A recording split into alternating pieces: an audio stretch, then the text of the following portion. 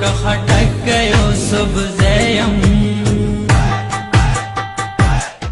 که مومن کا فریده یم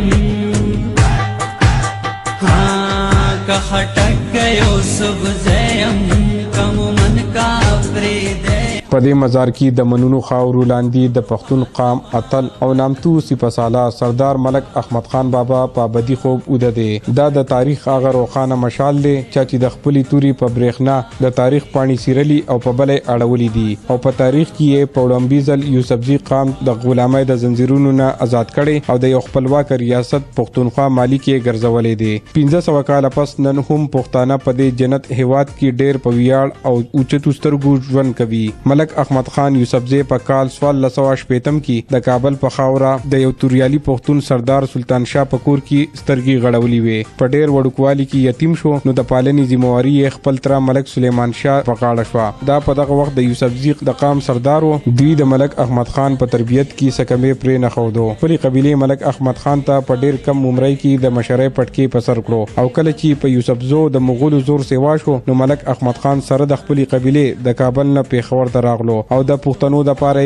د یو آزاد ریاست خوب ته د عملی جامع اغوستو په غرض دغه وخت د سواد د حکمرانانو سره یې خونړي جنگونه وکړل او بری یې بیا موندو او تر باجوړه پوری پښتونخوا ریاست جوړ کو او لس کاله ملک احمد خان بابا دغه ریاست ولی عہد هو. په کال 1513 کې د دې پانی دنیا نسترګي پټی کړي او د ګلی نرګس ډیره په مقام خاورو ته وسپارل شو. دلته یو لایبرری جوړ شي، دلته یو هال جوړ شي، دا یو قومي ورثه ډیکلیئر شي نو بیا به د بابا د سیاسياتونه او د بابا د افکارونه او د بابا د کارنامونه هم خلک خبر شي او زما په خیال سره دا سلسله نورو ځایونو ته هم خورېدی شي. ډېر لوی پښتانه مشران ځای په ځای زموږ په دې مقبرو کې پراته دي.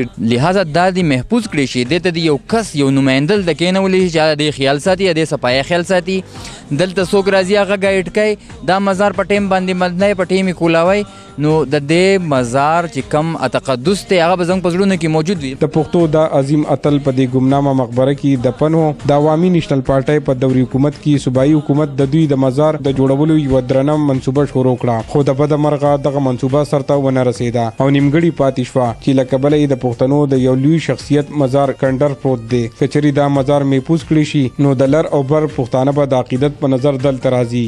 الله مکه اسینا چې دا عظیم هستی د تاریخ د پاڼو نه افاده خواشي. عمران زریاب، خیبر نیوز، ملکند.